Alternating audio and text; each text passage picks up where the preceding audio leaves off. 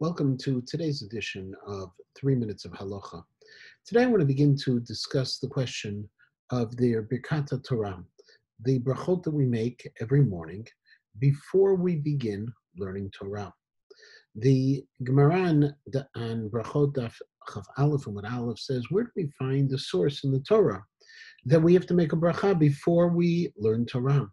Said the Gemara, it's a pasuk in Sefer Devarim, Ki Shem Hashem Ekra, Havu Godel Elokeinu. When I proclaim the name of God, I have to ascribe greatness to our God.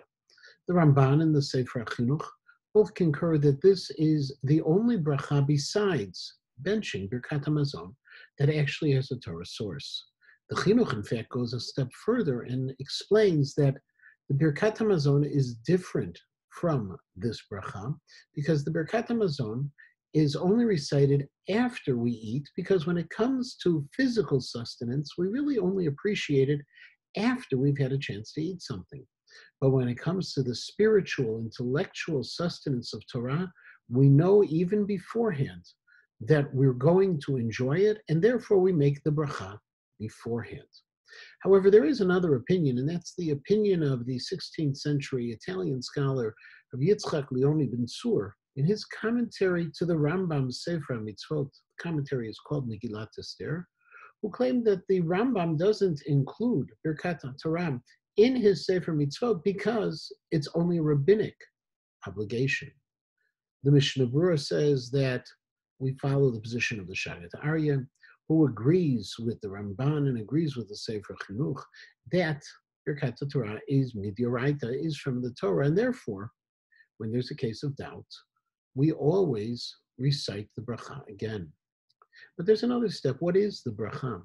The Gemara in Birchot on Yud Aleph Amud Bet says that there were three opinions. The first was Rabbi Yehuda, who said in the name of Shmuel, Asher kitshanu v'mitzvotav v'tzivanu la'asok b'divrei Torah, to be involved, to toil in Torah. Rabbi Yochanan said it is actually harevna Hashem Elokeinu, that make pleasant the words of Torah. And Rabbi Hamnuna said that it's the bracha v'asher b'charbanu. The Gemara concludes, therefore, let's say all three. Rishonim, however, disagree regarding that. Is Rabbi Yochanan saying we're actually saying three brachot? Or are we really just saying two? That the bracha of La'asok b'divrei Torah continues with the words of Harevna. We're not really sure. The debate is reflected in various versions, actually, of the bracha itself. The Rosh says that there are only two brachot, and therefore the middle text of a harevna has to start with a vav, and they should be pleasant, veharevna, because it's a continuation. The Rambam disagrees, and he says there are three separate brachot, and therefore you don't have the vav at the beginning of the paragraph of a harevna. Rabbi Yosef Karo rules in accordance with Rabbi Hamnuna that we say all of the brachot, and with the Rosh as does the Ramah.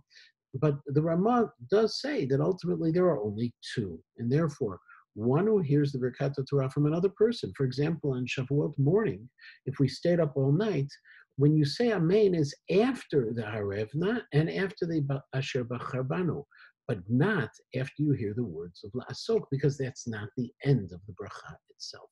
We'll continue to learn more about the Birchot Torah as the days progress.